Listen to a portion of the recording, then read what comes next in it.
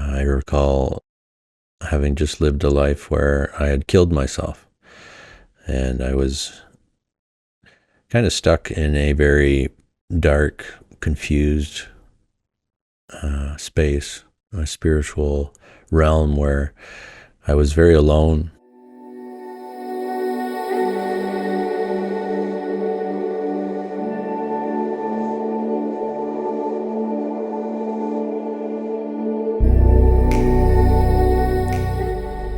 Hey, my friend. In addition to going through I Am That by Nisargadatta Maharaj, it was suggested that I start going through Autobiography of a Yogi by Paramahansa Yogananda. Yogananda is the fellow who is chiefly associated with bringing yoga to the West and establishing the Self-Realization Fellowship. So I thought it would be fun to cover the main themes that he touched on in the first chapter, and also draw some parallels from my own life, from events that happened in my own life. So you'll be getting a little bit of an autobiography of Kyle as we go along as well.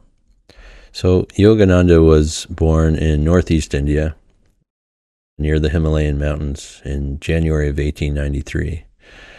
And he was one of those fortunate souls that was born to a couple of very loving parents who were grounded and not overly interested in the things of the world. His father was a railway executive and, had no problem making good money, but was not interested in money. He was quoted as saying something along the lines of, "You come into this world penniless and you leave penniless, so don't get attached." I'm paraphrasing there, but that kind of sums up his father's, whole demeanor, which certainly impressed upon him these values of non-attachment. His mother was a very loving woman, devoted to her spirituality, and certainly set the tone for his whole life and helped him to look inward as he grew up for the spiritual answers he was seeking. In a similar way, I was born to a couple of very loving parents, grounded. My father was also logical and practical, is not interested in a lot of the vanities of life. And my mother is a very loving person, very devoted to her faith, her Catholic faith. So in a similar sense, I was also able to inherit those qualities from my parents. I find my earliest memories covering the anachronistic features of a previous incarnation. Clear recollections came to me of a distant life, a yogi amidst the Himalayan snows. So Yogananda mentioned that, it's not uncommon for yogis to retain past life memories and bring them into the present life, and mentioned that he had retained some past life memories, some memories of being a yogi. In a similar fashion, I have several memories of more of the in-between life stage, you could say, the realm that you could say your spirit goes to after the body dies, before it takes on a new body. I recall having just lived a life where I had killed myself, and I was kind of stuck in a very dark, confused space, a spiritual realm where I was very alone, not because I was being punished, but just because I was very confused and still afflicted with all of the belief systems that I had inherited in the previous life that had brought me to the point of killing myself. So I recall staying in that realm for quite a long time. And there was, I believe, some kind of guide or spiritual entity that kind of hung out on the outskirts of where I was. and just waited patiently for me, you could say, until I smartened up. I snapped out of it and stopped blaming and stopped agonizing over a life that was already over. And I have several other memories, in between life memories mostly, of various realms of existence. But I can touch on that more later. So Yogananda mentioned feeling very frustrated early on in life with the limitations of his physical body, the tiny body that he had to start figuring out, how to operate. And, that frustration was coupled with joyful memories with his family. In a similar way, I also remember being very little and feeling the frustration of being confined to a tiny little vehicle. And I think those types of frustrations are indicators of, having been through this type of physical experience before and having come from a much more liberated, expansive space, unlimited, expansive space. I do have a memory of sitting in my high chair and just being in awe of what was happening around me, looking down, seeing the food in front of me, seeing how alive it was, fully alive with consciousness. And, being told to pick some of that food up with a spoon that was also very alive, eat the food, which seemed very strange because in a way it felt like I was eating myself because it was so alive. But to eat it, the strangeness of that experience, looking around and seeing the family, all of these characters. I remember laughing with pure joy at just seeing my family members, my brother and my sister, and my mother, father, just looking at them, pure creativity, seeing their faces, how they're quite literally that character, it was kind of like, and not in any kind of demeaning way, but just seeing, kind of like a divinely animated puppet show playing out in front of me. And just the experience of pure joy and seeing that happen, realizing that I as well was a part of this puppet show, this utterly creative play. The characteristic features of Indian culture have long been a search for ultimate verities and the concomitant disciple-guru relationship. So Yogananda was brought up in a cultural environment where it was normal to hear about stories of, saints and, levitating saints or saints that would teleport or all of these other phenomenon that in the West would seem kind of too fantastical.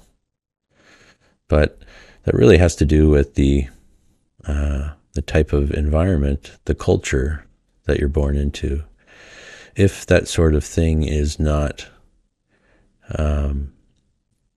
commonly focused on or given attention to, then that development of the sensitivity to those types of phenomenon and subtle energies doesn't happen. It kind of gets stunted. So that's one of the blessings of the Indian cultural environment, is that right from the beginning, you're exposed to that other side of reality. Yogananda mentioned hearing stories about his parents' guru, Lahiri Mahasaya. I think I pronounced that right. Lahiri was apparently able to materialize in a completely different location from where his body was. There was one instance where Yogananda mentioned being sick with cholera and, on death's door. and his mother telling him to focus on a photograph of Lahiri. And suddenly the room was filled with a white light, and he was healed. So I remember seeing somebody's review of Yogananda's book here, and they're saying, I liked it, but I couldn't really relate with, all of these miracles he was talking about, and so that's a typical Western impression. But it doesn't mean that, Yogananda was full of it. It just means that he grew up in an environment where there was a guidance system for becoming aware of these other realities at work, these unseen realities at work. I was raised in the Catholic Church, and basically told to praise only one guy, Jesus, and so that's a very different culture to one that would say, there's the godliness can show up in anybody, and you can actually go and sit with them. You can sit with somebody who has realized godliness, so you can actually have that real world physical experience. In the Indian culture, that's perfectly normal and supported. But, in the West, less common. In the particular religion I was brought up with, that wasn't possible. Really the closest you could get to sitting next to Jesus was, sitting next to your priest, who was kind of the middleman for Jesus, for the godly fellow. So, not as much of a felt experience of the divine, in the flesh. In the Catholic Church, growing up, seriousness was always very present whenever I would have to go to Mass, attend church. I remember being told to be an altar boy, somebody who would help the priest, during the ceremony. So I would have to don the robe and the slippers. That seriousness, fortunately, was punctuated by moments of intense joy when the seriousness failed. Usually because I failed as an altar boy. One of my duties would be to ring bells during church at very specific points. The priest would say something, and at that very moment, you're supposed to ring the bells. And I'd often, be off in La La Land, not paying attention to what the priest was saying because it was so monotonous and repetitive and void of any real depth. So I would just be, looking at the paintings and the architecture. And then, of course, I would realize, I was supposed to ring the bells, and I'd ring them, but it would be too late. And it was completely, the wrong time to do it. And across from the altar would be my brother, also serving as an altar boy, with his head in his hands, just a big smile on his face. And just seeing that happen created so much joy and laughter, and I burst out laughing a few times, much to the dismay of the priest, no doubt. So clearly, your early influences in life, the environment you're born into, has a tremendous bearing on the path that you take throughout. And, some of us are born into favorable circumstances, others not at all, just the opposite. But it's helpful to notice that you're given the environment that you're most likely to benefit from in terms of breaking free of limitation. Sometimes, the best thing to be given is a very dysfunctional environment, because those particular triggers are enough sometimes to kind of launch you into a whole new realm of self-inquiry, to move you closer to remembering what you are.